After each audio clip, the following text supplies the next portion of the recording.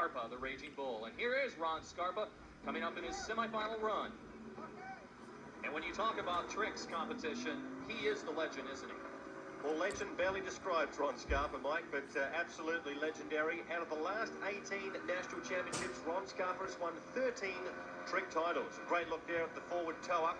Now he's chasing Lane Bowers, who scored 4,940, and he's on his way to that, tearing it up here with this pass. A couple of line tricks there to the free foot going over the line. Very, very tricky, and trying to keep that backside off the water each time he comes to the front. Should you sit down, you lose points. Great pass for the Raging Bull. He scores 35-10 on his way to a 59-50 total to beat Lane Bowers. It was close. Lane went out and did a really nice performance, and it's choppy out there, a little challenging.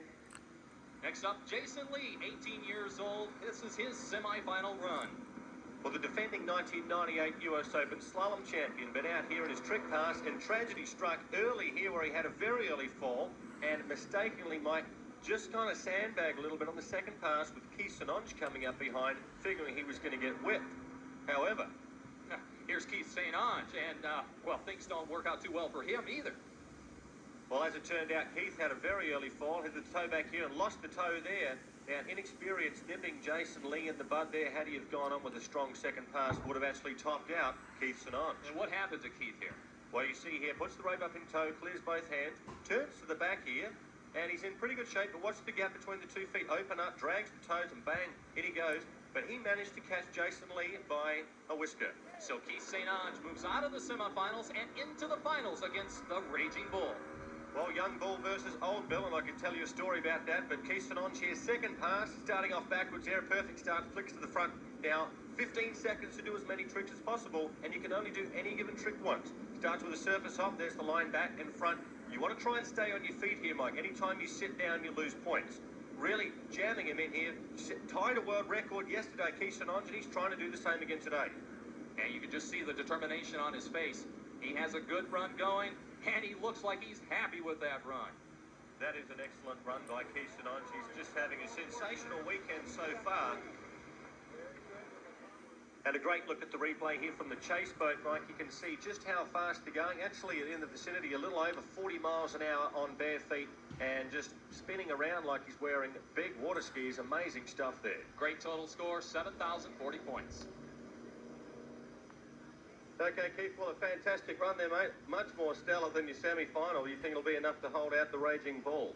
I don't know. I feel pretty confident in this run for some reason. It was a lot better than my last time. I took a couple falls that I shouldn't have, but, you know, it does happen.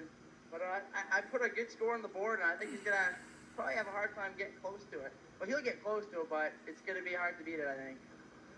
But if anybody can beat it, it is the Raging Bull, Ron Scarpa. When asked about his best ski experience, Simon, he said too many to mention, and that is true, isn't it?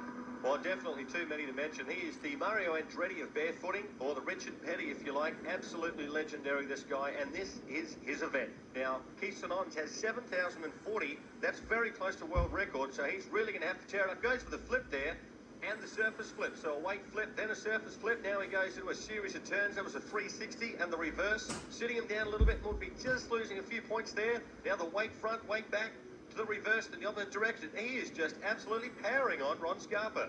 And he is excited about that run. Holds up the fist, but let's look at this replay. Is it enough? Well, it's going to be awfully close, Mike. You see the somersault there was perfect, head over heels. You can't tip any way to the side. But what was amazing was the amount of tricks that he did in such a short period of time. Very, very intense, and it's going to be very, very close. Is it enough? No, 69-70. That means Keith St. Onge is the winner. I enjoy skiing against Ron. I look up to Ron. I've always have. He's been a big motivator in my life.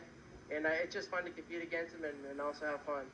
Well, you might be going for the Triple Crown so far this weekend, as I said, with slalom, trick event, and now, of course, the jump and the X-jump. You'll be looking forward to that? Oh, I can't wait. Jumping is kind of my weaker event, but yesterday at the Nationals, I almost swept. Hopefully, you know, I'm going to go for it today. I'm going to give it all I got, and who knows if the Lord get planned. The X Games format work? Well,